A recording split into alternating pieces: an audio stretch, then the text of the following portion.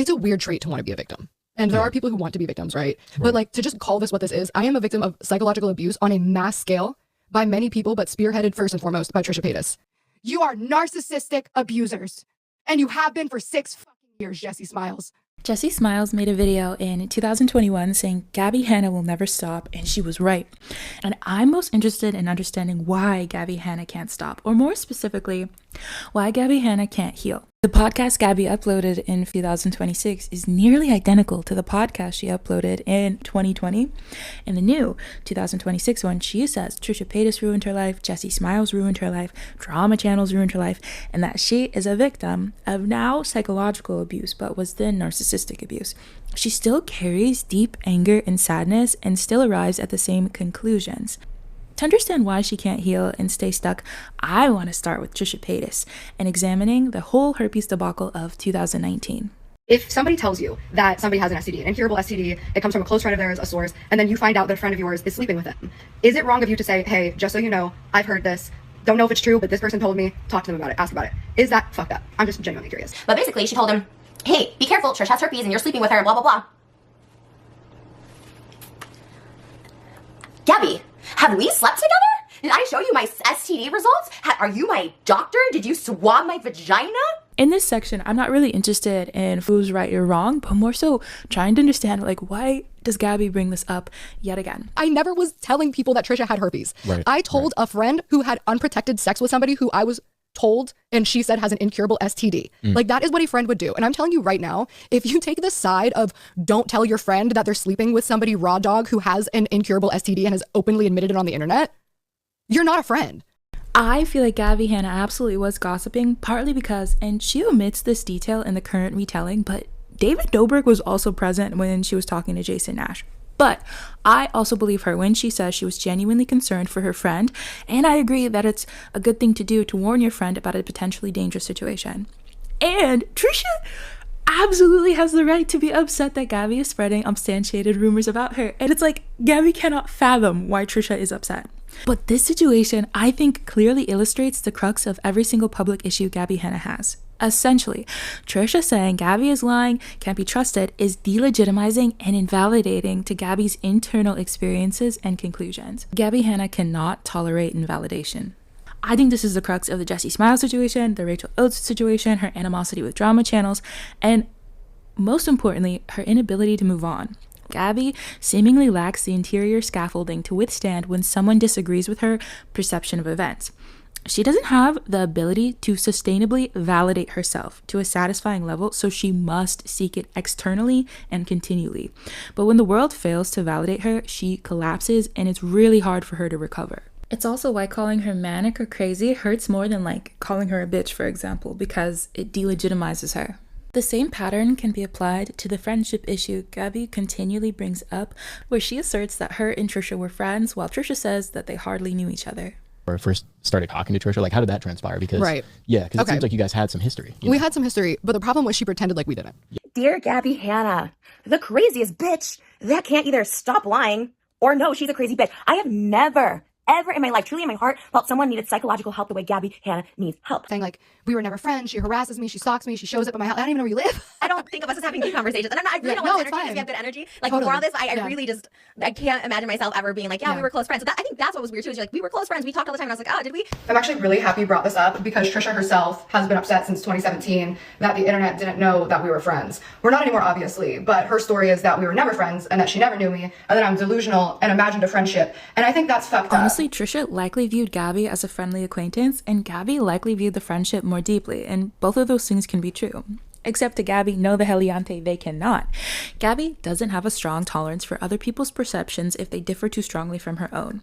And in the infamous Hashing It Out podcast between Trisha and Gabbie, Gabbie has proof that they talked, and Trisha claims she either doesn't remember and she doesn't concede that they were as close. And that's hurtful. Yes, it's super hurtful, but most people would be able to be hurt and then ultimately be able to shrug it off as the other person is lying or has memory issues, especially after 5 years. But Gabbie's need for validation through vindication is greater than her need for like pretty much anything. Validation is greater than her need for a thriving YouTube career, easy streams of money, or even quality friendships. But I think the strongest example that can illustrate her biggest problem comes from the situation between Gabbie Hanna's poetry and Rachel Oates. Sadly, my first impression of Gabbie's poetry was that it's all quite shallow. It's very much what you see is what you get. There's nothing really under the surface. I like sleep. Sleep is neat. If you're having trouble, count some sheep. I like sleep. Sleep is sweet. Best of all, sleep is cheap. When I sleep, I can dream of cherry pie and Boston cream.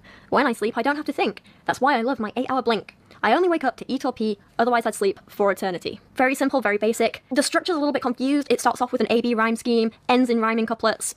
I don't know if that was intentional, I doubt it, I think she just kind of messed up a bit. There's no purpose to it. It doesn't prove a point, it doesn't add anything, it's just lazy writing with some childish rhymes. If you watch Rachel's videos, you can tell she both loves poetry and is also incredibly knowledgeable about it. And her criticisms were genuinely helpful, though some of Rachel's criticisms were kind of harsh. IDK, maybe Gabbie and I are just both sisters in the sense that we're both sensitive as fuck, but would I have attacked Rachel, called her a bitch if she said my poetry sucked? Absolutely not. Would I have cried multiple times? Absolutely. Still going at this girl. Like, endlessly, she can't fucking stop. And it's because when she talks about me, she gets hundreds of thousands to millions of views, and then she posts a little makeup get ready with me and gets 4,000. That's why she cares about my art. She's not a fucking artist. I don't care about her fucking because she has no accomplishments in art or has proven to me that she's actually intellectual enough to understand art. I accept my criticism from talented, smart people, not abusive, toxic, exploitative bullies on YouTube. My games. Is this a game, or am I just standing up for myself against the people who harassed, exploited, and profited off of me for almost a year? What is it, you manipulative, narcissistic bitch? Rachel's criticisms were not personal attacks, but Gabbie takes them as personal attacks. What Rachel Oates did, in Gabbie's mind, invalidated her entire emotional experience. Because when you look at Gabbie Hanna's poetry, her poems are really just emotions. It is her emotions just kind of bleeding onto the paper, and that's it. That's why there's not like a strong sense of storytelling or layering, which is what Rachel was pointing out in her criticisms. Gabbie Hanna's poetry is more so just like a vessel to hold her emotions. It's not necessarily being transformative, because Gabbie Hanna herself struggles to transform her emotions. So when Rachel Oates made those videos, Gabbie Hanna took them as Rachel just taking a knife to Gabbie Hanna's inner world. That's why Gabbie Hanna personally attacked Rachel Oates. She released that work with the need to be validated. And this is something that I think is truly kind of heartbreaking, especially when you really put yourself in the shoes of Gabbie Hanna, is if you don't have internal validation. So you create something, but if someone looks at you and says, this is wrong, this is a lie, this isn't good, or whatever, you can't turn around and tell yourself, I think it's good and that's good enough for me. And I think there's something rather sad about that. So that's why all of the drama channels, Trisha Paytas, Jessi Smiles. The issues Gabbie Hanna has with Jessi Smiles are complex and they're also super intricate, but I think they mirror Gabbie's issues with Trisha that were illustrated earlier. Here's a really abridged version of what went down between Jessi Smiles and Gabbie Hanna. But in 2014, a TMZ article came out exposing Curtis Lepore for, at the time, allegedly raping Jessi Smiles. Gabbie was seen posting support for Curtis, as well as posting a subliminal tweet alluding to skepticism of Jessi's allegations. Later, Curtis would plead guilty to felony assault. Later, Gabbie would apologize for her comments as they became friends and then roommates, until they had a falling out in 2015. So from 2015 to 2019, the two of them would like subtweet and make subliminal stories about one another, and then in 2019, Jessi would post an expose video, the first of two about Gabbie. The first one is titled, Gabbie Hanna Needs to Be Stopped. This was prompted after Gabbie was sharing private information and mischaracterizing Jessi to fans in DMs. Jessi's video is largely just her telling her side of the story and trying to set the record straight. And in Gabbie's mind, Jessi's videos invalidated her experience, and furthermore, in Gabbie's mind, Jessi's videos encouraged other people to also not believe Gabbie's versions of events or conclusions, which is a massive invalidation. And I don't think Jessi Smiles should, but if she gave a direct apology to Gabbie Hanna, posted it on her YouTube, she's like, Gabbie, I'm so sorry, I don't think that would satisfy Gabbie. I don't think that would help Gabbie or heal Gabbie, even if Gabbie Hanna believes that to be true, because I don't think that's actually the crux of the issue. What's really interesting, I think, and is a parallel between these two women, is Jessi Smiles can get her story out and then doesn't feel the need to rehash it a lot, which is something that is not true for Gabbie Hanna. Gabbie Hanna regularly says, I need to get my side of the story out, I need to get my truth out, I need to say my piece. And she has done this many times in many different formats, in podcast format and in a highly edited, stylized expose format. She does it casually, I'm sure, when she's talking to people, and it still is not satisfying to her. Gabbie cannot stop and won't stop, not until she develops a stronger sense of internal validation. What I really want to talk about, though, is Jessi Smiles and Gabbie Hanna had a 3-hour phone call. One part near the end that every single time I'm deeply fascinated by this is the one-sided NDA. So my question is, first of all, are you willing to sign an NDA so that I know you can never fucking do this to me again? I'm sorry, what was it? Can you repeat? Are you willing to sign an NDA so that I know you can't do this again? Because every day I'm going to be living in fear that, like, I never know what's going to tip you off. Like, dead ass, I don't know. Listen, straight up, if we both sign NDAs, I'll do it. But Jessi, I also have to, if somebody brings this up in an interview, I have to be able to say, like, this didn't happen or this didn't happen. I will stop bringing you up and I will sign an addended contract that says that I can't bring you up or I can't disparage you or I can't do something. But, like, because you made the situation public, I can't go for the rest of my life without responding to a public interview. Gabbie Hanna says, I'm willing for you to sign an NDA, but I can't sign an NDA because what if I have to talk about the situation in interviews? If Gabbie signs an NDA and can no longer talk about the Jessi Smiles situation, she can no longer share her story and attempt to get validation. And just through the sheer act of talking makes her feel real. That's why she rehashes it over and over again. It makes her feel real and legitimate for the moment.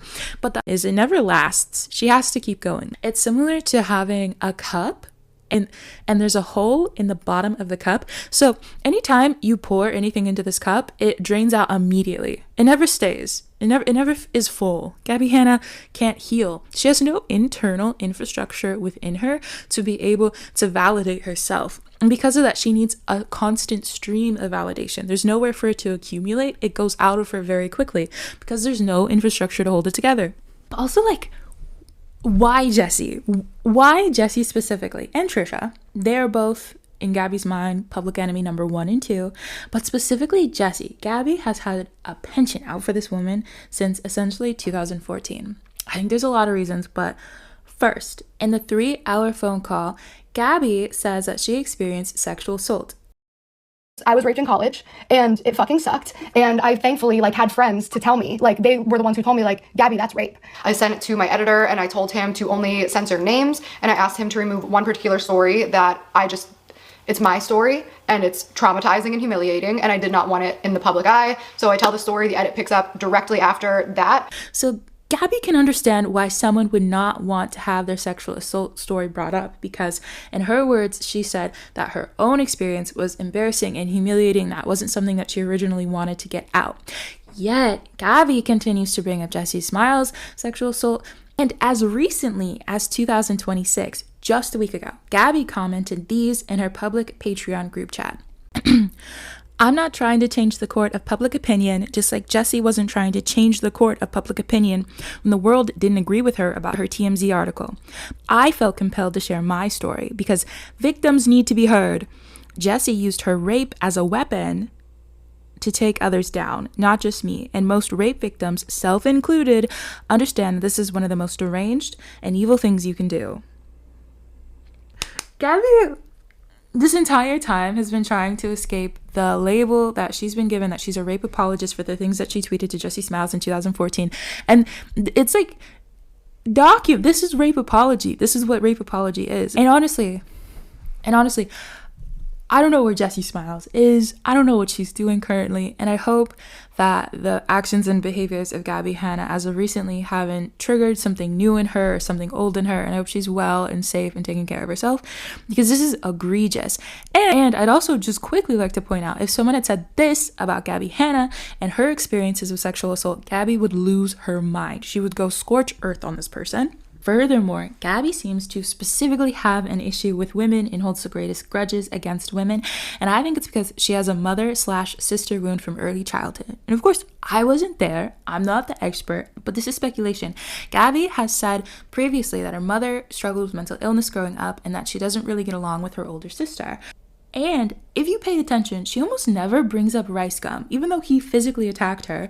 And she never brings up her issues with Daniel Prada or Joey Graceffa, upon which both of them made expose videos about how she was a nightmare on Escape the Night film set. And Daniel Prada made probably the worst expose video that was the most damning one out of any that exists currently online.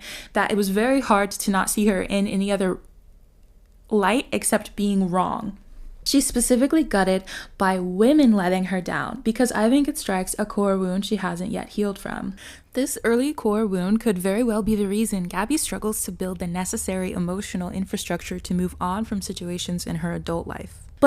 And also, she might be a misogynist, absolutely, but I also just feel like she does genuinely try to attempt to foster friendships with women, but she ultimately sabotages them.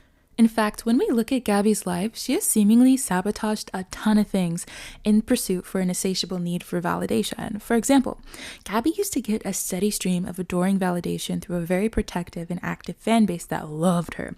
Her fans were like the Swifties. They went to bat for her, they would defend her against the internet, but it wasn't enough. She fumbled a thriving YouTube career with influence, easy money streams, and also, arguably, Gabbie's biggest fumble, a very affirming and supportive friend, Irene. So let me just start here, right? Okay, your hair is such a good color right now. Faded yellow? Yep. Okay, blonde. Pink next. Oh my god, hi f***ing lashes. You're so cute. These are placemats and oven mitt. Now, here's the thing. Don't cook. Do I keep this though? No, right? You cook all the time. What are you talking about? I do cook all the time. Your wifey. I realized recently, I'm a pretty good cook. You remember when you made us our frozen peanut butter chocolate cookies? And I was chewing them, you thought I chewed them weird? You were chewing like a literal horse. Irene seemed like an exceptional friend. Do I know Irene personally? No. Do I know their dynamic personally? Absolutely not. But just watching them together, Irene is so supportive, helped Gabbie clean her house, gave her so many compliments. And what's something you noticed in this clip is that Irene is like so effusive. She's like, wow, look, you're so beautiful. Like, what? And like, you know what I mean? And Gabbie just kind of like takes it on, and there's no reciprocity. And you know, there's something kind of interesting about Gabbie Hanna's YouTube channel was called The Gabbie Show, and this is true, where it seems like everyone around her is sort of an audience for her. Every public relationship we've seen of Gabbie Hanna, she's sort of the one that's like talking, and they're just there to listen to her and absorb her world. And you saw this, the infamous podcast where she's kind of yelling at her ex-boyfriend Peyton and her ex-friend Irene, because Gabbie and Irene are no longer friends. Right now, I'm like, can I say that? Yes, I can fucking say that. You guys have no fucking idea what I've been dealing with behind the scenes for 6 years. And have I ever said a word? Have I ever tried to start drama with somebody? No. Even in the podcast with her husband, it seems like she talks and he's just there. And that is her dynamic often. And maybe that's the dynamic those two have decided among each other. But I sense that her husband has a lot to say, but it's just sort of like, well, this is her show. It's the Gabbie Show. I think Gabbie is a really strong example of why you can't sustain yourself on external validation. And honestly, there's something really fucking sad about staying stuck like this. Like, you're still upset and things haven't changed and it's been a decade. And this statement might be unpopular, but I do think Gabbie has been wronged in certain situations, like in the Bianca Devin situation, RIP, where people thought she was exploiting a teenager who was tragically murdered when Gabbie was just looking at t-shirts. Or the Kenza Cosmetics situation, where Gabbie was promoting cheap makeup brushes, but it got blown way out of proportion. In both instances, yes, Gabbie does fan the flames because she doesn't know how to let things go. But many drama channels and viewers were gleeful to watch Gabbie continue to burn herself. I don't think Gabbie does this to gain more clout. I genuinely think she's in deep pain and doesn't know how to escape it. She's mentioned she's gone to therapy, and part of the reason I would imagine it doesn't work is because Gabbie likely has pursued talk therapy, which is, I don't think, the best form for her, because she keeps iterating her story, her perspective, her side of things, and that only reinforces her need for validation. And I think she's smart enough that when she's genuinely posed with a moment to dissolve some of her ego and admit where she could have prevented some of the issues she faces, her inner fragility cannot stand it. So instead, she seeks validation to calm herself down again. And living this way seems hard. It seems lonely and it seems scary. And if I had to guess, it's also why she's coming off so judgmental and getting worked up so easily. In order for Gabbie to stop or heal, she would have to be able to build structures of validation where she can turn to herself and say, I'm right, I know I'm good, and that's good enough for me. And until she's able to truly do that to a self-sustaining degree, she will always end up at the same point, reaching outside of herself, begging people practically to see her point of view and validate that she's true and correct. She will continue to view others as the wrecking ball of her life, rather than herself as her own inner architect.